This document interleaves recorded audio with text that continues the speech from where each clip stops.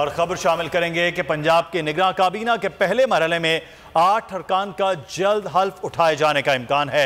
निगरान काबीना में डॉक्टर जावेद अकरम, अमीन वैंस, नसीम सादिक के भी शामिल होने का इम्कान है। निगरान काबीना में इत्तलात, खजाना, कानून, फूड, हेल्थ और दीगर के वजीर बनाए जाएंगे। मियां रजा रहमान को वजीर तालीम बनाए जाने का इम्कान है। 2022 बहुत सारे तोहफे भी देखे गया पाकिस्तान की आवाम को। पाकिस्तान की आवाम को एक तोहफा ये दिया कि आवाम को पता चल गया कि पाकिस्तान का मीडिया क्या है। साल 2022 में सबसे ज्यादा देखे जाने वाला चैनल बोल न्यूज रहा नंबर 1। हमने बहुत सारे शोज और ट्रांसमिशंस की, पूरा साल मुसलसल जदोजहद में निकल गया कि ये वोट ऑफ कॉन्फिडेंस के पीछे कौन लोग थे। तोड़े रेटिंग के सभी रिकॉर्ड। सोशल मीडिया पर भी सबसे ज्यादा तेजी से 2.4 बिलियन व्यूज का संगे मील अबूर किया।